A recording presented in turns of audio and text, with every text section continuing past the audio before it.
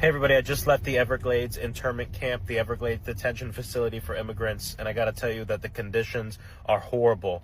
These are people being caged. 32 people per cage, only 3 toilets for a group of 32 grown men, and where they drink water is from the toilet. It's only a spigot that comes from the toilet, and that's where you also drink water. The food portions are horrible. It was very hot and warm within the actual tent where the cages are held. I saw people sweating, and they didn't let us walk fully in. They opened the door and let us look in, and people were yelling at us, "Help me, help me." I heard somebody in the back yell, "I'm a U.S. citizen." We're going to look into that. But something that really struck me is as we were walking away from those cages, they started chanting, "Libertad, libertad, libertad," freedom.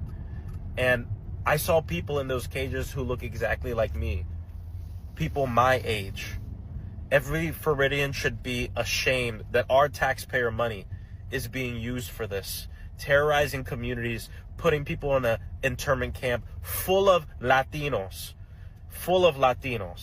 And so I just wanted to do this report out fresh from leaving. We were in there for 2 hours. I will be back. We were able to get some clarification on the legal standing of the facility, but I can tell you this. They said that they're getting all their instructions from ICE. That is a federal detention center that is being run by the state. We are all allowed to go there unannounced whenever we want and see things how they actually are. So we'll keep everybody updated. Hello, everyone, and welcome to Global Gist with BJ. How are you doing? I hope you're fine and I hope you're well, right? So, I want to talk about the living conditions of people in the detention centers in America. Honestly, the kind of news we're hearing from those detention centers are very, very horrible. I feel so bad for people in the detention centers right now. And I would like you to listen to it while I come back with the commentaries. Through those window vents, those little hands that you see waving, those are kids.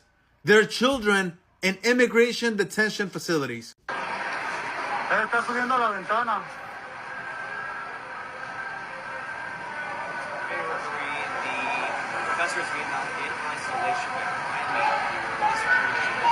Wow.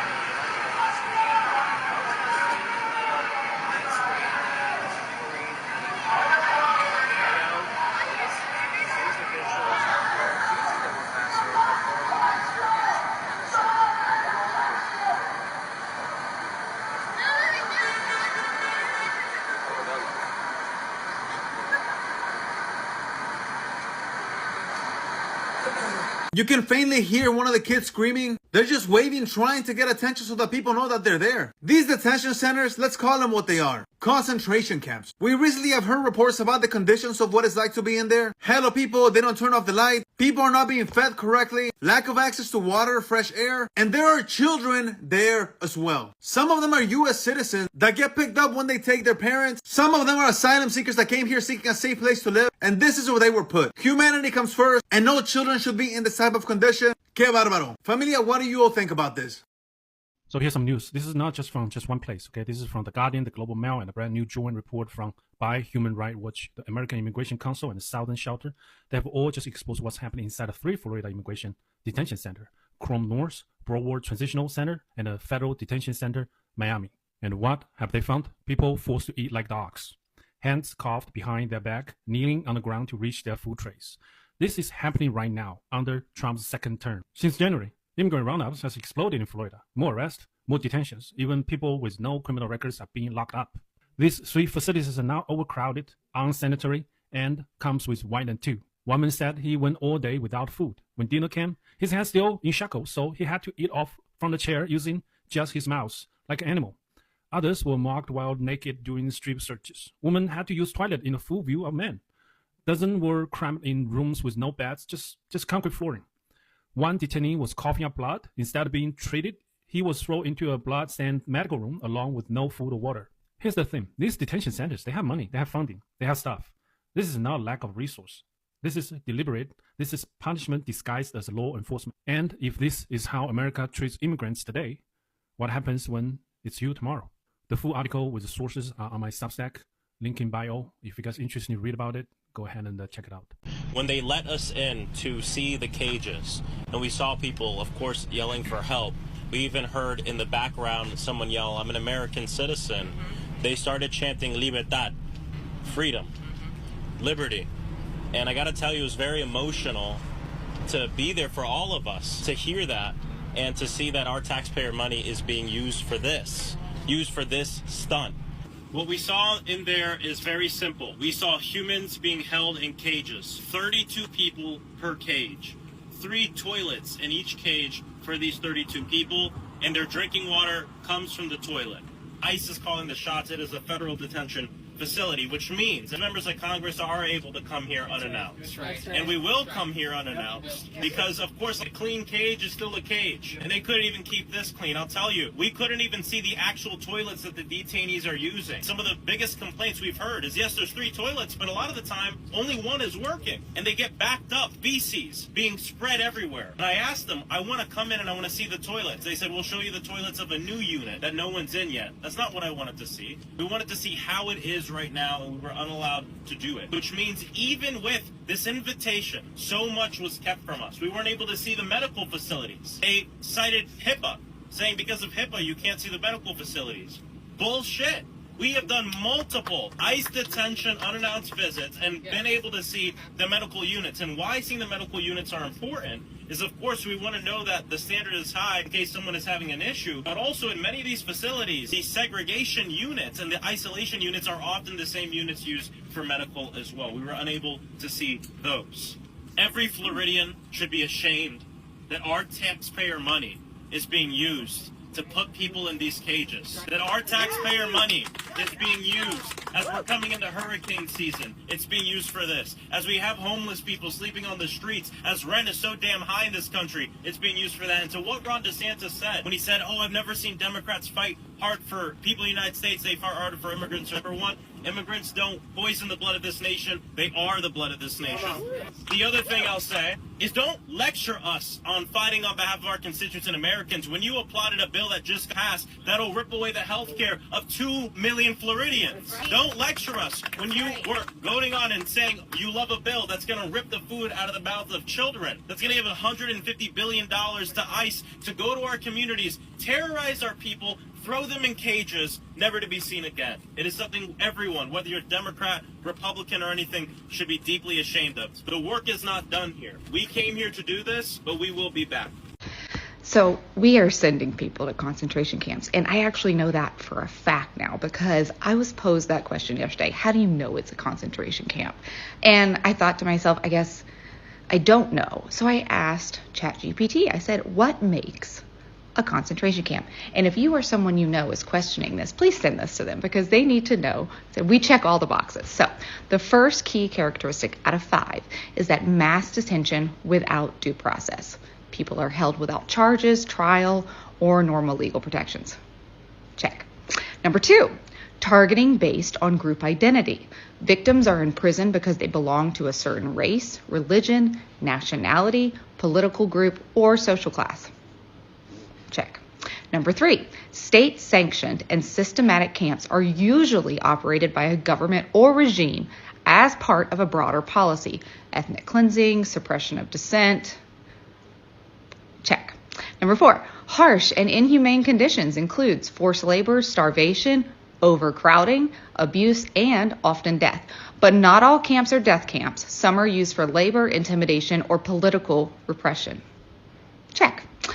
Number 5, and this is the last one, lack of freedom and movement. Prisoners are confined with restricted or no contact with the outside world and have no freedom to leave.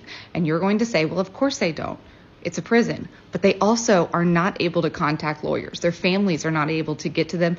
And representatives are not even allowed to go have checks on these facilities. So now that you know that ChatGPT has said that these are the top 5 characteristics, it's a concentration camp.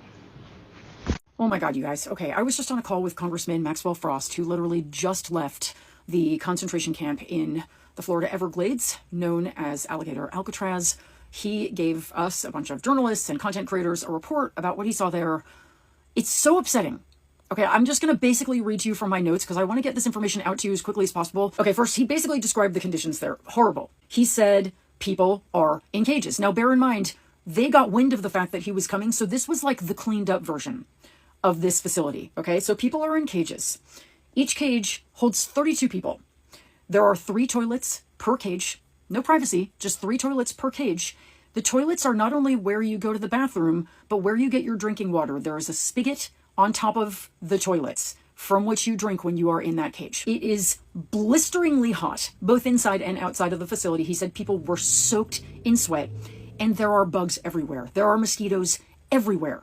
People in detention are given no mosquito prevention sprays, nothing like that. And staffers he spoke to who do have access to such sprays are getting bitten to within an inch of their lives. It's horrible. But the people who are being detained, nothing. They're given nothing. So Frost said, I saw 32 people per cage, about 6 cages in one tent. A lot of men who looked like me, he said. Right? I heard one person say, I am a U.S. citizen. He said the lights are often left on all night. He said people seem to be allowed to shower about once a week. I asked him how many people are there now. He said there are about 1,000 people there now. Their goal is to get to 4,000. They're adding another 1,000 beds. It's all males over the age of 18. Some of them are criminals, but most have only civil offenses, but they've mixed them all together. And here's, part of the Republican grift here is that it's mostly third-party security companies who are working in there. He said he did see federal officers, he did see some National Guard, but mostly he saw these third-party guys who are being paid by the state government to work here. Grift, grift, grift. I wonder who they donated to before the election. He said ICE is the one telling everybody there what to do. This facility is run by ICE, but they're using these private contractors. And here's the final thing. So this facility costs $450 million of Florida state money. If I were a Florida taxpayer, I would be livid.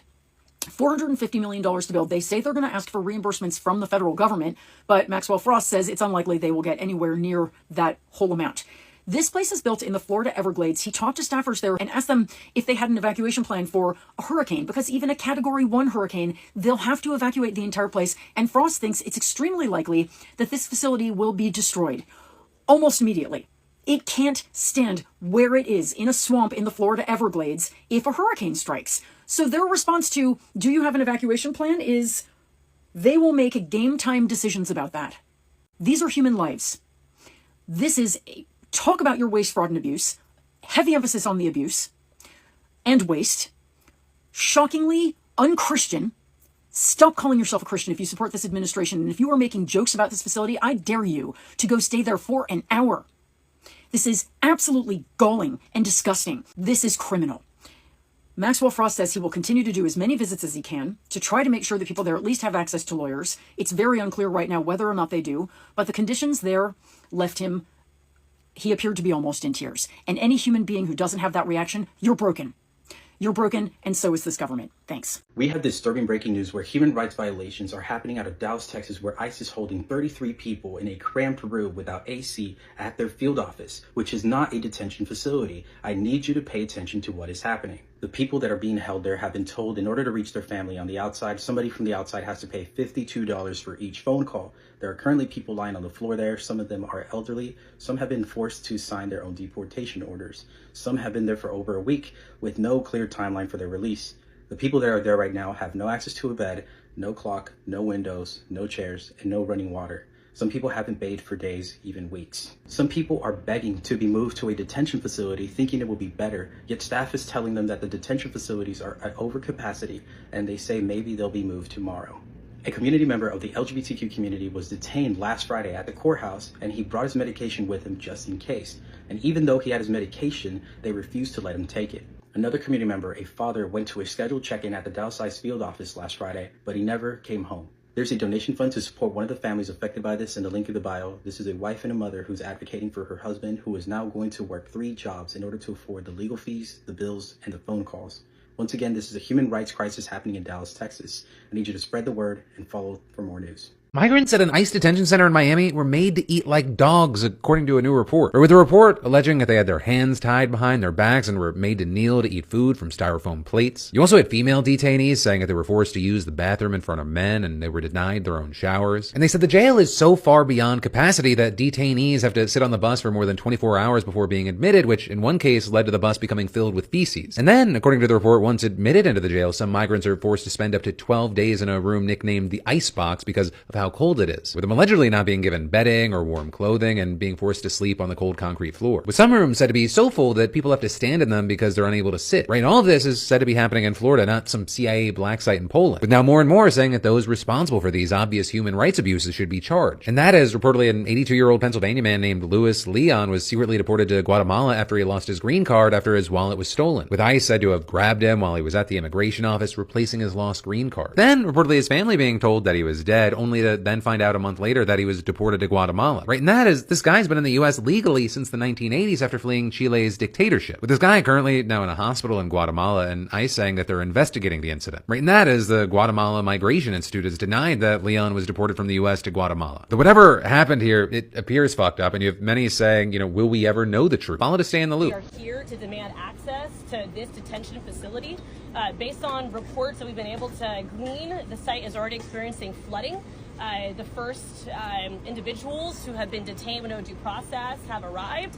And it's so essential when you have hundreds of millions of public dollars being spent on a political stunt that we have the ability to see for our own eyes what is happening and to be the voices of our constituents. We can't go in because there's safety concerns for us lawmakers, but there's no regard for those detainees who are here. I don't believe that was what I said, sir. I said that to bring visitors in and give them a tour at this time. And being told to see if I let them know that is an unsafe condition. So to be clear, we're denied access. Yes, ma'am. Very clear. Due to safety concerns for us, while there's no safety concerns for those who are being held here. Many of them who have not committed any violent crimes. Who is denying us access? So I spoke to Florida Division of Emergency Management General Counsel. Max Lamb? I'm sorry, might not be General Counsel. I apologize. Stephanie Haupt. Okay. And as I said, I raised the concerns that you have. Well, for a second, I need you first. And I said, this is what is being cited. And obviously, what is a reasonable response? Was it unsafe when you let the President of the United States in here just hours ago? Well, pursuant to Florida Statute 944.23 and 95.225, we don't have to arrange a tour. We actually get to pop up here. Right now, I was told that I could give you a phone number, I could call somebody else. And so unfortunately, that's not the law, right? There is more bad news coming out of Alligator Alcatraz, Everglades ICE Detention Center. Okay, the fluorescent lights are constantly on. People are not getting their medication. The food is expired. The air conditioning isn't working, and there's not enough beds. There's just a whole host of issues, and these are blatant human rights violations, and I'm so concerned that not enough people are talking about this. I want to talk about this article that was released back in 2023 by NPR. It's titled "Government's Own Experts Found Barbaric and Negligent Conditions in ICE Detention Centers." The article begins with a man from Michigan who was recently detained by ICE, and he was sent into the jail's general population, but he had an open wound from surgery, no bandages, no follow-up medical appointment scheduled, even though he still had surgical drains in place. The federal inspector stated the detainee never received even the most basic care for his wound. Over in Georgia, a nurse refused to give an ICE detainee an inhaler because they were struggling with their asthma. This individual was also never seen by medical staff, but the nurse wrote, quote, "He was seen in a sick call." The federal inspector stated the documentation by the nurse bordered on falsification in the failure to see a patient urgently requesting medical attention regarding treatment with an inhaler was negligent. And over in Pennsylvania, a group of correctional officers held down a mentally ill patient strapped into a chair, had a lone female officer cut off their clothing, and conducted a strip search. Federal inspectors stated there is no justifiable correctional reason that required the detainee who had a mental health condition to have his clothes cut off by a female officer while he was compliant in a restraint chair. This is a barbaric practice and clearly violates basic principles of humanity. These federal inspectors have over a 1,600-page report for the barbaric treatment of ICE detainees in these facilities. From 2017 to 2019, they examined more than 24 facilities across 16 states. They found things like negligent medical care, including mental health care, unsafe and filthy conditions, racist abuse of detainees, inappropriate pepper spraying of mentally ill detainees, and other problems that, in some cases, contributed to detainee deaths. And yet, these reports almost never become public. Understand that both the Trump and Biden administration, let me say that again, the Trump and Biden administration fought NPR's efforts to obtain those records. Despite Biden's campaign to promise a, quote, demand of transparency in an independent oversight over ICE, those oppositions continued. After a lawsuit brought in by NPR in response to a Freedom of Information Act, after 2 years, the federal judge found the government had violated the nation's public record law and ordered the release of the documentation. Eunice Cho, a senior staff attorney at the American Civil Liberties Union's National Prison Project, stated that these reports are chilling. They are damning. They really show how the government's own inspection can see the abuses and the level of abuses that are happening in ICE detentions. When it comes to the substandard medical care, there was one detainee who was found to have HIV and was not told of this. Another detainee had just had surgery, a pararectal abscess drainage, and he did not receive even the basic care for his wound. Another case alleged that a pregnant woman did not receive the proper medical care for the standard of pain that she was in. She had slipped and fell in the shower, and this caused vaginal bleeding. She was administered Tylenol. When it comes to the substandard care of mental health patients in these ICE facilities, the reviews identified at least half a dozen detainees whose distress either did not come from the mental health staff's attention or was minimized by mental health staff. Regardless of the reason why they were falling through the cracks, their distress was being exacerbated, increasing the risk of suicidal behavior. There have also been documentations of improper use of force in these ICE facilities. One officer deployed a taser during an incident at the top of a staircase, and this resulted in the detainee falling and sustaining serious head injuries. Between 2018 and 2019, there were a total of 29 incidents that used force, pepper spray, or restraint chairs that were reviewed. Of the 29 incidents, 18 or 62% of the involved detainees experienced acute mental health distress. Stewart Detention Center has a history of being one of the dirtiest medical spaces that have ever been in a U.S. detention facility. In the West Texas detention facility, there were dead roaches found on counters and also other vermin. Medical devices that were used to look at patients' eyes and ears were dusty and grimy. In the Sherburne County Jail, there is a lack of general cleaning with dirty floors and drain covers. Flies and ants were observed in the common food service areas. There have also been allegations of staff misconduct, including verbal disrespect and harassment by custody staff, discrimination of detainees by facility staff based on race, and retaliation by facility staff following submission of detainee grievances. Both men and women detainees reported that staff yelled at them at a normal course of business and make racist comments. One staff even sings "Ice Ice Baby" when working in the unit. This only scratched the surface. ICE agents detaining immigrants in cages for weeks at a time without actually being convicted of anything is not justice. It is not law. Immigrants in this country detained without due process is a violation of law. It's not an enforcement of law. ICE agents that still think that you are on the right side of history are deluded in your thought process, because immigrants, regardless of their legal status, have a right to due process. That's not my opinion. That's the Supreme Court, which just 2 months ago ruled 9-0 against the administration, saying that every single person in the country is afforded the right to due process, which means that your assumption that all immigrants, regardless of their status, are criminals is a violation of human rights.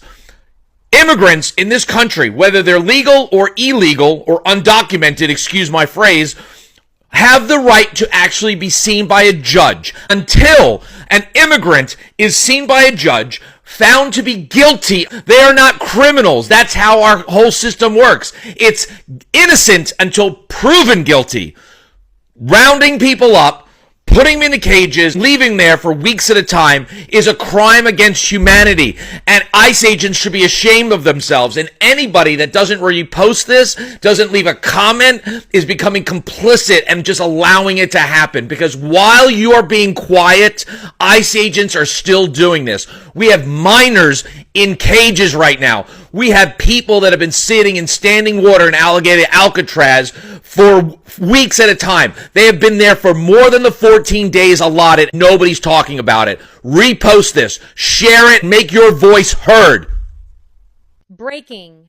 ICE agents accused of abuse and medical neglect at Alcatraz detention facility. Immigration and Customs Enforcement agents are under fire following reports of abuse and neglect at the Alcatraz detention facility. According to multiple news sources, agents have allegedly denied medical care, used excessive force, and subjected detainees to inhumane conditions. In one disturbing case, a detainee was left outdoors for hours in extreme heat, covered in mosquito bites, after refusing food, a protest reportedly linked to the poor living conditions inside the center. In a separate incident, a detainee was beaten with a baton for eating too slowly. Investigations revealed the man suffered from a lung condition, which affected his eating pace. Due to a language barrier, the ICE agent who spoke no Spanish failed to understand, and the detainee with limited English couldn't explain. Human rights advocates stress that such cases are not isolated. Similar complaints are surfacing from ICE facilities across the country, raising urgent concerns about systemic abuse. Welcome back. Credits to everyone that participated in this video. This is a lot. Honestly, this is unfair. That's all I will say. It's unfair. These people are innocent. You heard it in the video. A whole lot of them there are even citizens. Some of them are like, oh, we came into this country legally. We came into this country legally. Please help us. My heart actually goes out to these people. Not actually. Goes out to them. Because I learned there are kids in those detention centers. Imagine what they are going through. Now, these people are not thieves. These people are not criminals. These people have not done anything wrong. Some of them are even citizens. But look at what they're going through. For me, this is devilish. This is demonic. This is all shit and kind of bad. I can't even quantify this. And that is why I will always use my platform to say that if you know that you are not in America the legal way, just look for a way. I don't know how you would do it right now. If I say go back to your countries, you might be caught on the way to your airport. Anything can happen. I don't know how you do this thing. I don't know if you have to keep hiding inside for the next 2 years or so after Trump's administration. Whatever you have to do, just do it. It is even bad right now because it is no longer just for illegal, immigrants. Now, some citizens are even being held there.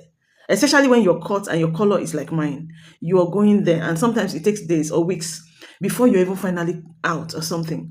Imagine if you're a woman and you're on your period. How do you even handle those things? How are they giving pads? This is horrible. I've been thinking of this. The situation of people in those detention camps are really hell. This is not good. These people should be, in fact, they should be deported when they are caught. Keeping them in the detention camp doesn't make any sense. For me, I heard the voice of children and my heart is shattered right now. I'm crying out. Like, my heart goes out to even you watching me, that your person, you have a relative in that place. Come on. You got this.